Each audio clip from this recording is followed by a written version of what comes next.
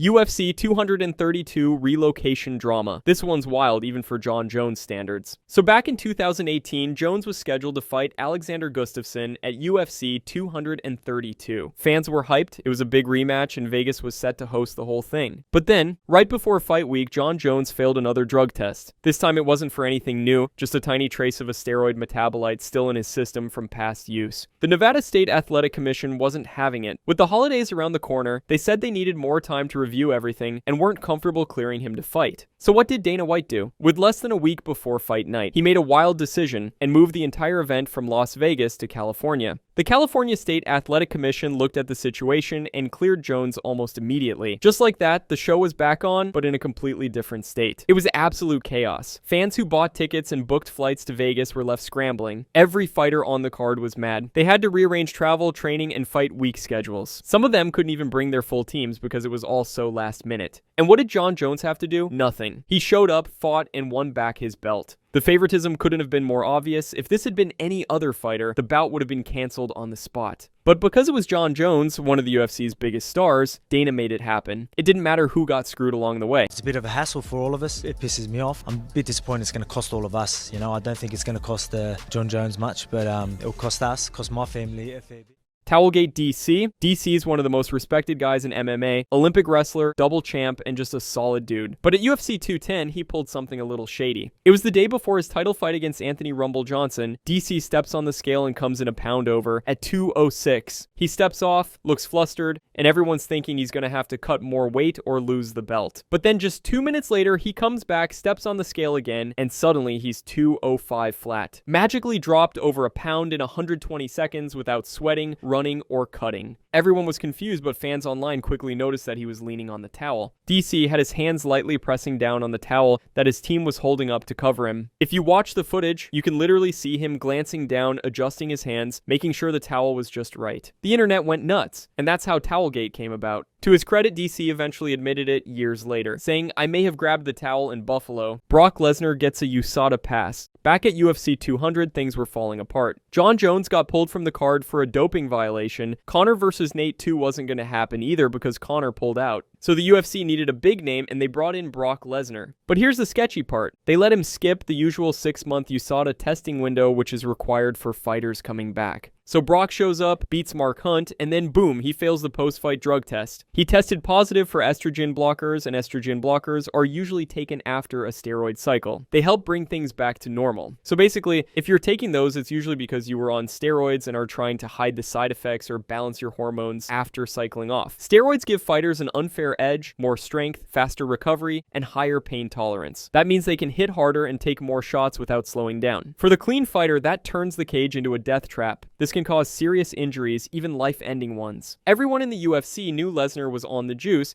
but they let him fight anyway so they could make quick money. Mark was so furious he ended up suing not just Lesnar, but also the UFC and Dana White, accusing them of knowingly allowing a juiced-up fighter into the cage. The case was dismissed, and to make things worse, Mark was ordered to pay part of the UFC's legal fees. Yoel Romero Stool. At UFC 178, Yoel Romero was in serious trouble at the end of round 2 against Tim Kennedy. Kennedy rocked him with some huge shots, had him wobbling all over the octagon, and looked seconds away from finishing the fight. Luckily, the bell saved him. Now here's where things got shady. When it was time for round 3, Romero didn't get up, he just sat there on his stool. Everyone was confused, the ref kept telling him to stand up, but Romero just stayed seated. Turns out the UFC cutman put way too much Vaseline on Romero's eye, so they had to wipe it off, and that gave him an extra 28 seconds to recover. Which in fight time is basically a full reboot. He came out swinging and knocked Kennedy out. Romero said, "I don't know what happened, the UFC man put too much Vaseline." Even Dana later admitted it was the UFC's mistake and not Romero's fault. Vitor Belfort's TRT Era. If you were watching the UFC in the early 2000s, you definitely remember TRT Vitor. He looked like a video game boss, shredded to the bones, throwing head kicks like they were jabs. The dude was terrifying. He kicked Michael Bisping so hard it ended up costing Bisping one of his eyes. This is because Vitor was on TRT, which stands for testosterone replacement therapy, and at the time it was 100% legal. Both the UFC and the Athletic Commission had approved TRT for fighters with low testosterone. It was supposed to be a medical treatment, but Vitor took full advantage of the system and turned himself into Hulk.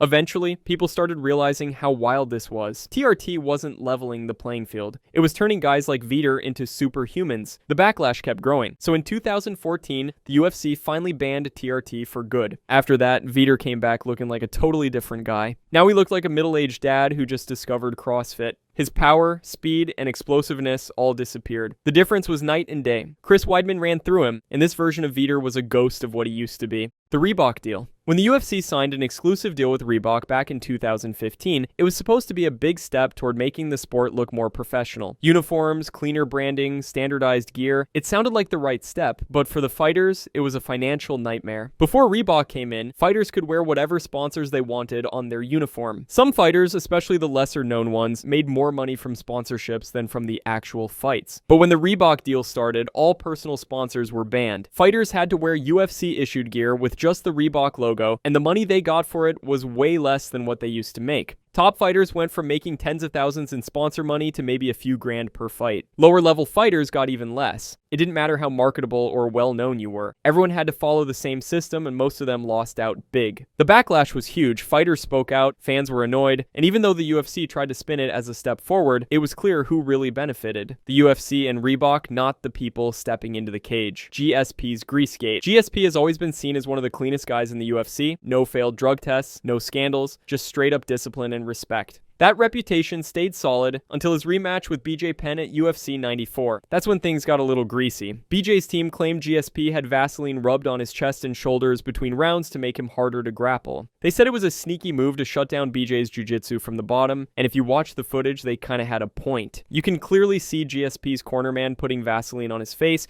which is normal for cuts, but then he rubs it on his shoulders and back too, which is illegal. But the fight went on. GSP looked sharp and dominant, and he ended up finishing BJ in round 4. The commission reviewed everything afterward, but didn't overturn the result. GSP said it was just a breathing technique his team always used. Nothing shady. Still, BJ never let it go. To this day, he insists that the fight wasn't fair and that he got cheated out of a real chance. I'm personally with BJ on this. Me and my boys rub Vaseline on each other every weekend and wrestle in the dark. And let me tell you, it's hard. And I'm not talking about us being hard. I mean the wrestling part. Ariel Helwani gets banned for doing his job. At UFC 199, longtime MMA reporter Ariel got kicked out of the event and slapped with a lifetime ban, all for doing his job. Ariel found out that the UFC was secretly planning to bring back Brock Lesnar for UFC 200. A huge surprise that they were saving for a dramatic reveal during the pay-per-view broadcast. Everyone thought Brock was retired and focused on his WWE career, so this was massive news. But before the UFC could announce it themselves, Ariel broke the story on his site. Dana White was furious. Instead of brushing it off as journalism, he went into full rage mode. He called him over, cussed him out in front of everyone, had him escorted out of the arena, and hit him with a lifetime ban. No more events, no credentials, nothing. All for doing his job. The MMA world was not having it. Fighters, fans, other reporters, everyone rallied behind Ariel. They saw it for what it was. Dana trying to control the media like he controls the UFC. The backlash got so loud that the UFC eventually lifted the ban, but Dana never forgot. Even today, years later, the beef is still going. Dana has called Ariel every name in the book. No matter how professional Ariel stays, Dana holds on to that grudge like it happened yesterday. Don't give a shit what Ariel Helwani thinks. Fair enough. Who the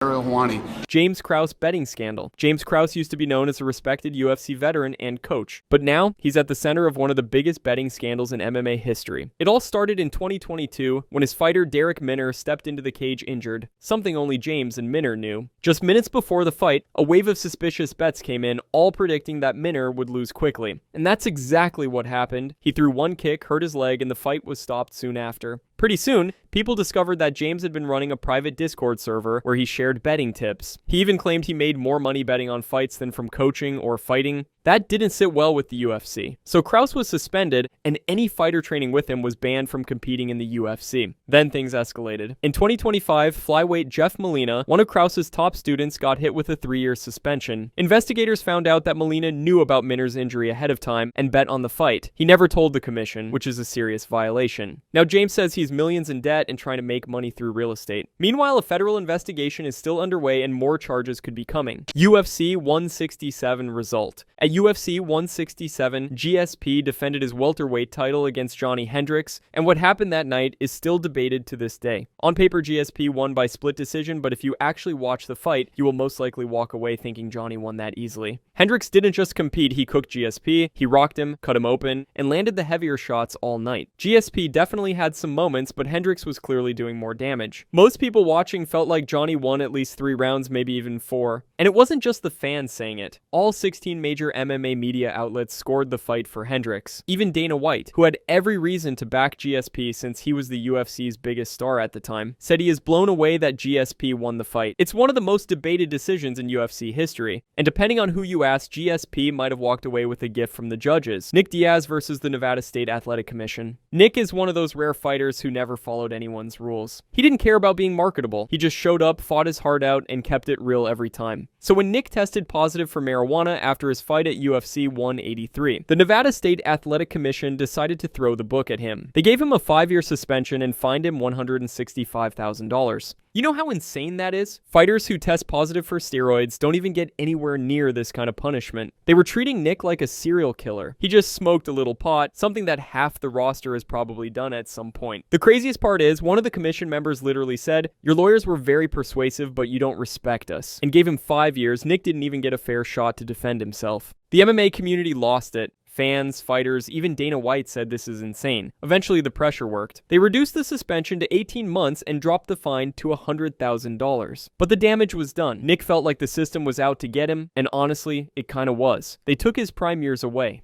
Charles gets stripped. Charles Oliveira was set to defend his lightweight title against Justin Gaethje, but things got messy at the weigh-ins. He stepped on the scale and came in just half a pound over the 155-pound limit, even though his personal scale said he was on weight the night before. That tiny difference cost him everything, and it wasn't just him. A few other fighters on the same card also missed weight by exactly half a pound, which made it pretty clear something was off with the scale. A lot of people started pointing that out, saying the scale is messed up. But regardless of what caused the issue, the UFC didn't hesitate. They stripped Charles of his title on the spot. Still, he went on to beat Justin in dominant fashion. He submitted him in the first round and looked every bit like the champ. But because of that weigh-in mess, the belt was already vacant. So even though Charles clearly proved he was still the best lightweight in the world, the fight didn't count as a title defense. If the scale had been right, this would have been his second straight title defense. Fans were furious. It felt like Charles was being punished for something that wasn't his fault. The blame clearly should have gone on the commission or the UFC, but instead, the guy who did everything right in the cage walked away empty-handed. The whole situation was just a mess. Shout out to Charles for taking it like a champ. Not gonna lie, I would have caused a riot. He would weigh in, or he weighed in like the night before the weigh-ins. He was like, "Oh, I'm good to go." And then in the morning, he goes and shows up for the weight cut, and it's a pound plus off. The scale was off, and that's a fact.